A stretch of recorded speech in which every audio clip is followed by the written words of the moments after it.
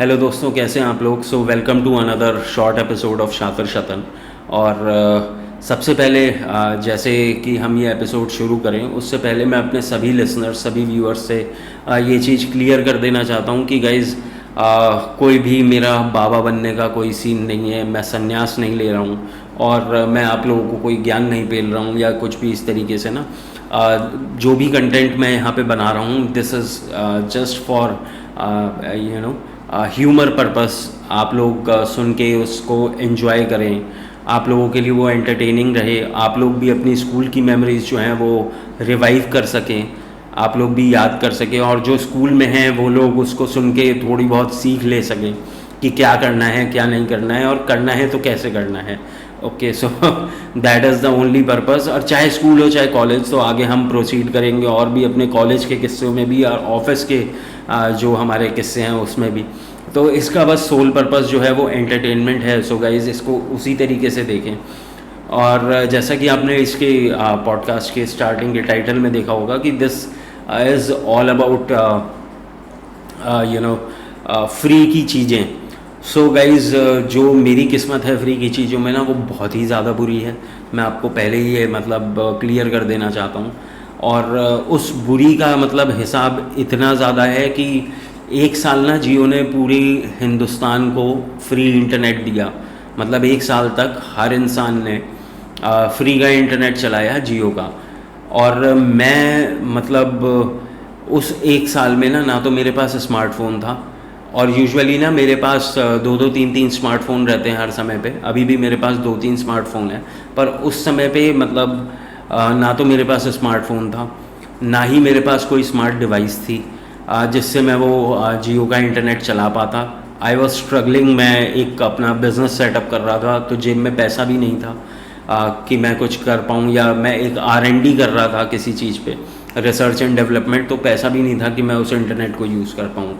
तो एक साल तक ना, मतलब एक दिन, पूरे एक साल में एक दिन ऐसा नहीं हुआ कि मैं वो फ्री का इंटरनेट यूज़ कर पाया हूँ। तो गाइस, इतना बुरा हाल है फ्री की चीज़ों में। और मुझे आज भी याद है, मतलब इवन स्कूल में भी ना मेरे साथ ऐसा ही होता था।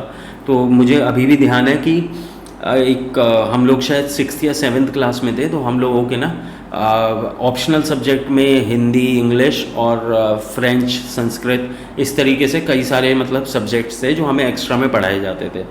तो हमारा ना संस्कृत का एग्ज़ाम हुआ था, और संस्कृत की शीट्स जो थी वो चेक होके मिली थी।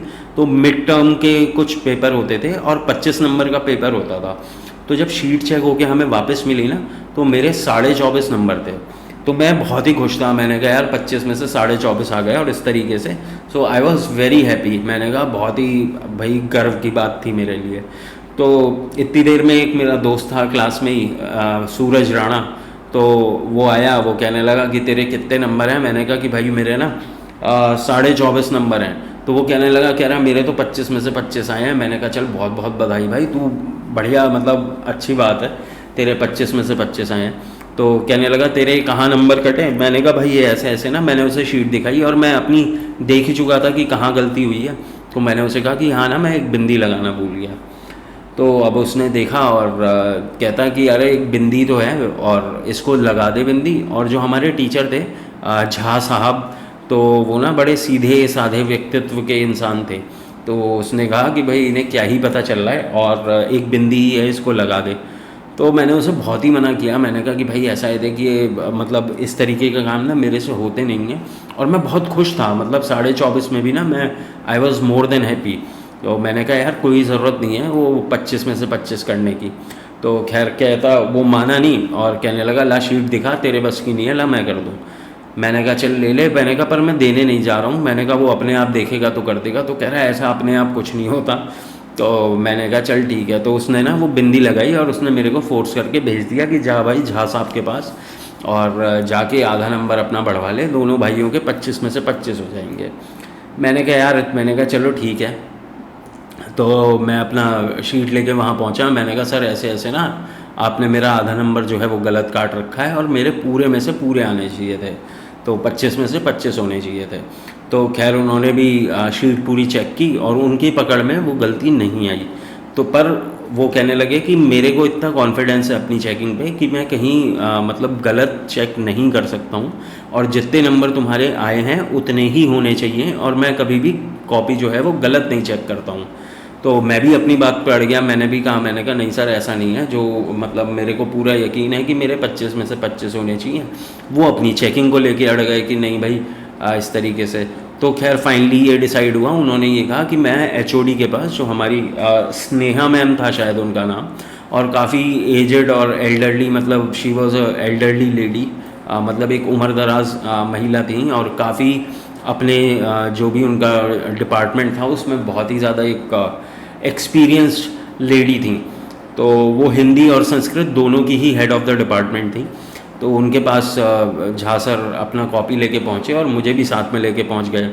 तो वहाँ पे ले जाके उन्होंने कॉपी जो थी और वो दिखाई, और उन्होंने, जो लेडी टीचर थी, उन्होंने 2-3 पेज उसके पलटे, जो स्नेहा मैम थी, और उन्होंने देखते ही उसमें जहाँ पे वो बिंदी लगी थी वहाँ उन्होंने तुरंत वो रुकी, और उन्होंने चश्मा लगाती थी, उन्होंने अपना चश्मा उतारा, दोबारा लगाया, और कहने लगी कि ये जो बिंदी लगी है ये दूसरे पेन से लगी है, क्योंकि इसकी इंक का कलर और जो दूसरी इंक का कलर है वो दोनों मैच नहीं कर रहा है।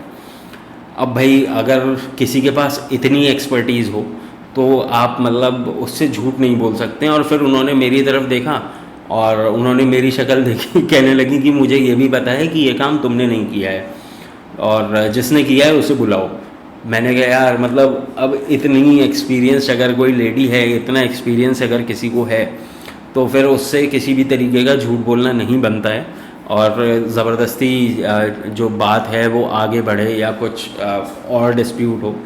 तो मैंने कहा इससे अच्छा है कि सच बोल दिया जाए। तो मैंने उन्हें सारी बात बताई, मैंने कहा पर मैम उसकी गलती नहीं है, वो बस मेरी हेल्प करने की कोशिश कर रहा था, और इस तरीके से। तो खैर वो कहने लगी कि भाई ठीक है, मैं उसे कुछ नहीं कहने की, पर उसको भी बुलाओ। तो उसको भी बुलाया गया क्लास में, उसकी भी कॉपी लेके वो आया। तो जो टीचर थी उन्होंने दोनों की कॉपी देखी, तो उसके 25 में से 25 थे, मेरे 24.5 थे। तो दोनों को देख के उन्होंने यही कहा, कहने लगे कि भाई देखो तुम दोनों के ही नंबर अच्छे हैं, और मुझे पता है तुम दोनों ही पढ़ने वाले हो, पर इस तरीके से मतलब टीचर को बेवकूफ़ समझना गलत बात है, और इस तरीके की हरकत आज तो की है, आगे कभी मत करना। तो हमने भी भाई हामी भरी, हमने कहा कि भाई नहीं करेंगे, और इस तरीके से ना।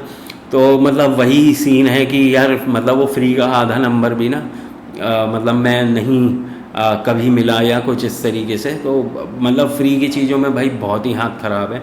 और अगर आप लोगों में से किसी के साथ कुछ ऐसा फ्री के वाले आपको गिफ्ट्स मिले हों या कुछ इस तरीके से हो ना, तो प्लीज़ नीचे कमेंट करके बताएं कि आप लोगों के साथ ऐसा इस तरीके का फ्री का क्या हुआ है, आपको कभी फ्री के नंबर मिल गए हों या आपको फ्री के कहीं पैसे मिले हों या कुछ इस तरीके से।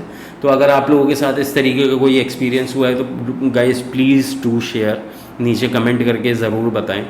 एंड अगर आप लोगों को ये छोटी सी जो छोटी स्टोरीज़ हैं जो मैं इस पर डालता हूँ, वो अगर आप लोगों को अच्छी लगे तो गाइस प्लीज़ इस चैनल को लाइक करें, चैनल को सब्सक्राइब करें, अपने दोस्तों के साथ शेयर करें।